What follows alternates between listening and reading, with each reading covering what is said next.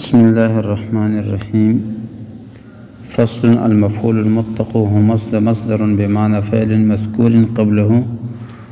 ويذكر للتأكيد كضربت ضربا أو لبيان النوع نحو جلست جلسة الكري أو لبيان العدد كجلست جلسة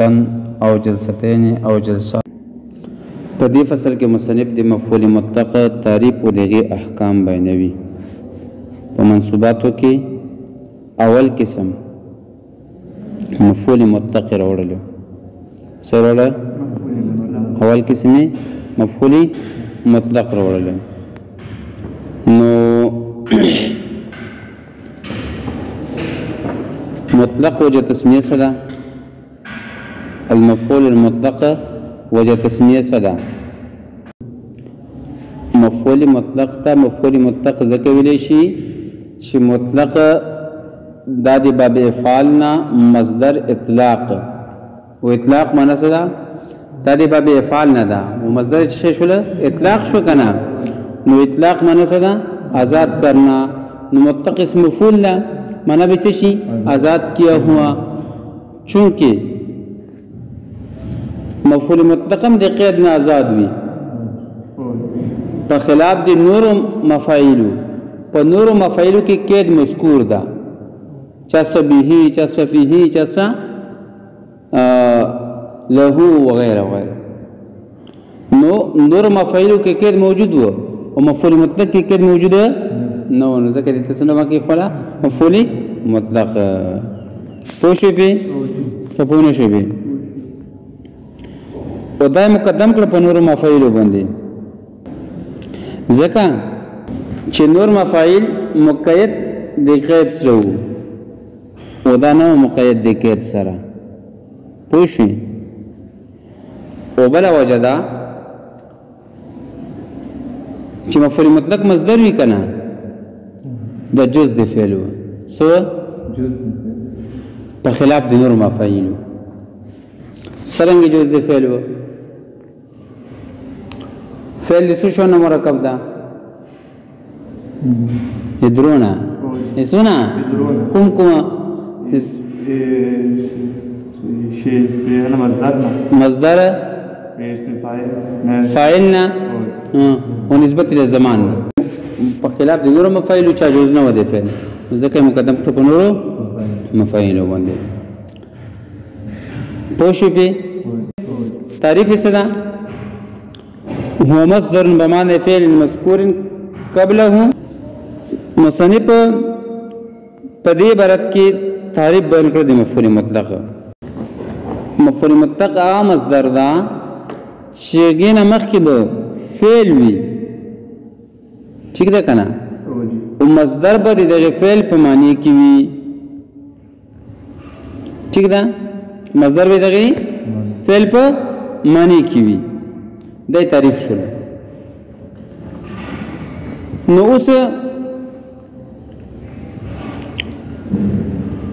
دا فعل چې کوم مخکې مذکور وي دا بیا حقیقتا مذکور وي لکه ضربت ضربا لکه ضربت ضربا یا به حقیقتا نه مذکور حکمان به مذکور وي مطلب څه چې په لفظونو کې مذکور نه وي محذوب به وي څه وي محذوب به وي حکمان مذکور څه مطلب په لفظونو کې به مذکور نه وي محذوب به وي ٹھیک ده کنه خو محذوب د پشان دی مذکور وي محذوب پشان دی مذکور وي لکه فضرب الرقاب مثلا کې اوس فضربوا ضرب الرقاب فضربوا ضرب الرقاب پوښه نو اضربوا فعل په دې کې محذوب ده او د ضرب د مفعول مطلق د څه ده پره اضربوا فعل ده پره پوښه په خبره باندې یا اذن مخکې فعل بنوي یو د اسم به وي چې هغه په فعل باندې دلالت کوي یا باندې مخکې فعل نه وي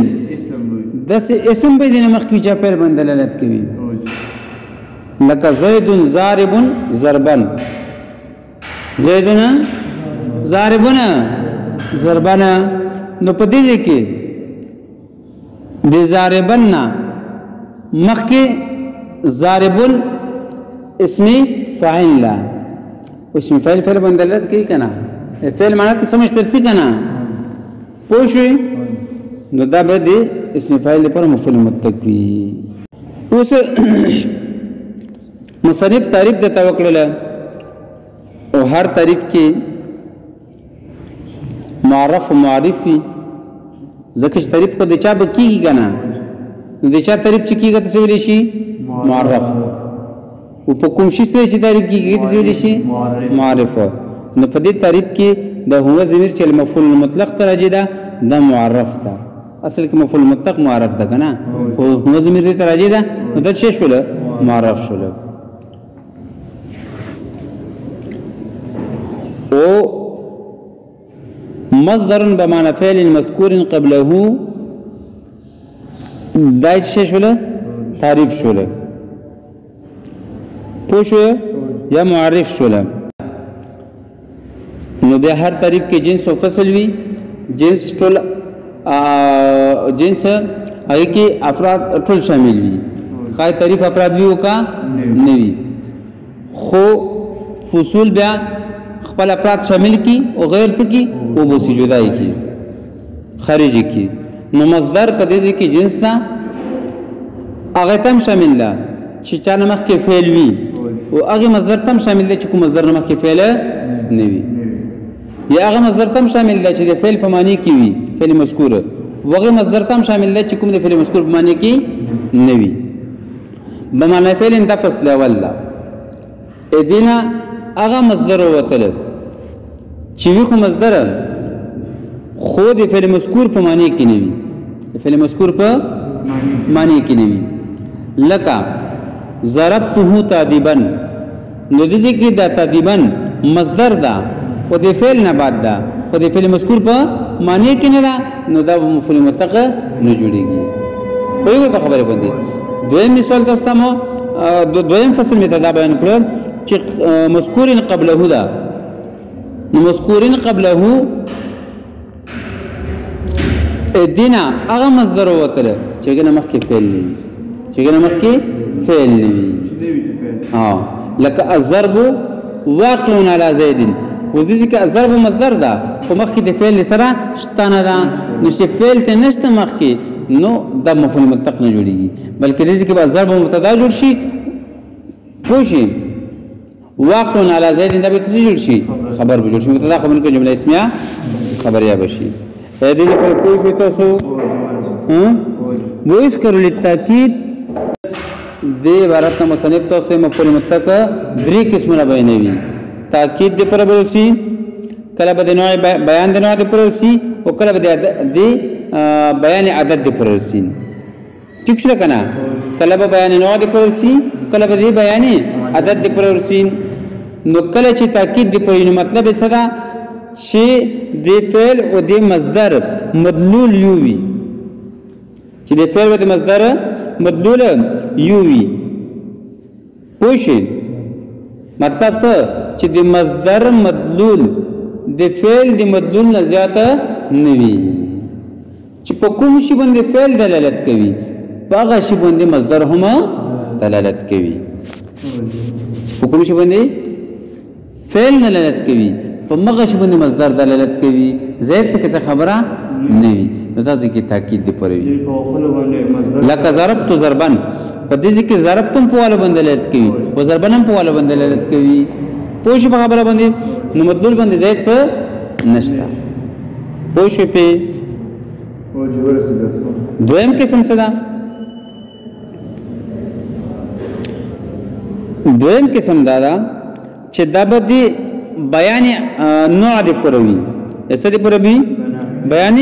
نوع دی پورا یعنی دا به نوعیت بیانوي څه بیانوي فعل مذکور نوعیت به بیانوي چې کله دا فعل مذکور واقع کېدل نو دا په کوم حالت کې په کوم نوعیت کې و ٹھیک شو کنه چې کلا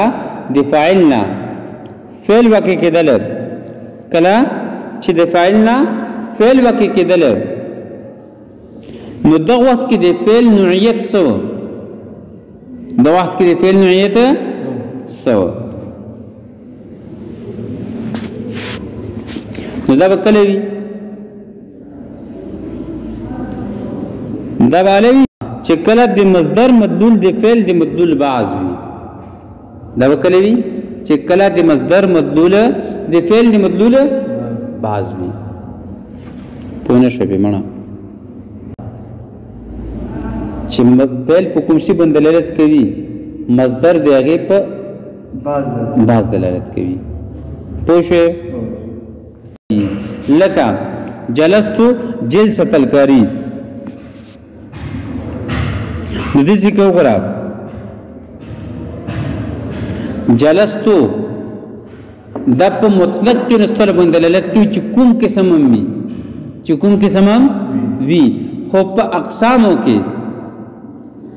دې کې نستل په اقسامو کې یو قسم کې نستل دي کاری سبم دي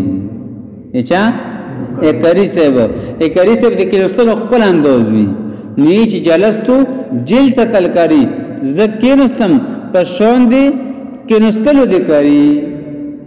زکینستما پشون دی کینستلو دی کاری نو جلستو خو بطلو کینستلو دلالت کوله کنا خو دا جلسة الکاری صرف یو قسم دلالت وکړه چا خاص دا نو په باز دلالت وکړه کرام مصدر د فعل په باز دلالت وکړه خو نه شي سی پوجي به اوس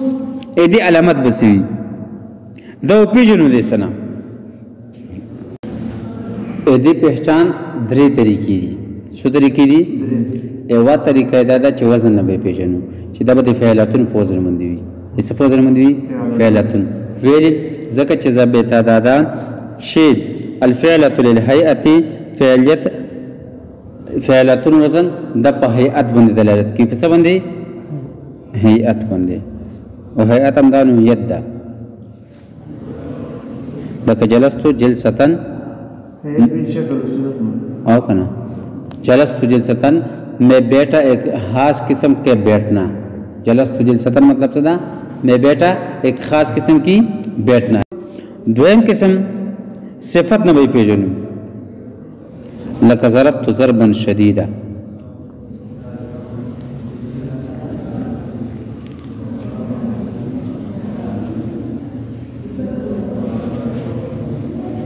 پوشی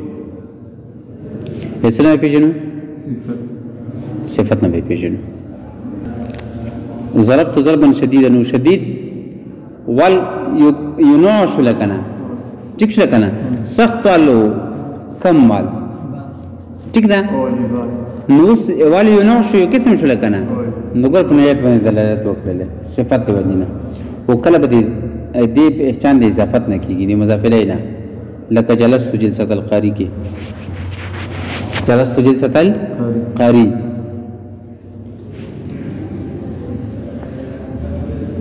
دریم قسم کله به د بیان عادت د پرسي یعنی د مفعول مطلق په دې خبره دلالت وکي چې فعل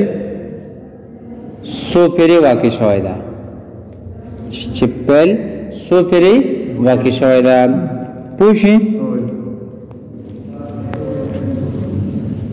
یعنی چې دا فعل مذکور د فاعل نه کله واقع کېدل فعل مذکور چې د فاعل نه کله واقع کېدل نو دې تعداد څومره و پوه شو پې که نه کله به د عدد د بیان د پوره سي څه د پوره بیان عدد د پوره او بیان عدد د پوره به کله رسي چې کله دا په دې خبرې باندې دلالت وکړي چې فعل څو پورې واقع شوی یعنی د فعل مذکور نه چې کله فعل واقع کېدل نو دا څو پورې واقع شوی دا تعداد د توخی ٹھیک ده کنه وې دې پہچان بسوي وې دې پہچان درې طریقې دي څو طریقې دي درې طریقې دي. یو خدا چې وزن نه به پیژنو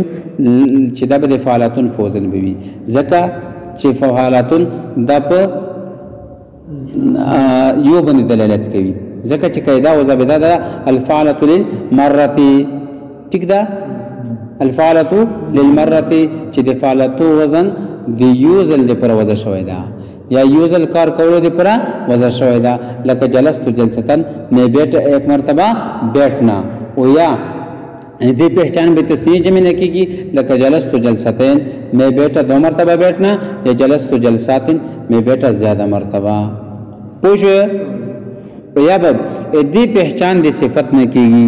دې پہچان نه وسه کیږي صفت نه بکیږي لکه ضربت ضربا کثیرا میں نے مارا بہت مارنا بس تھا.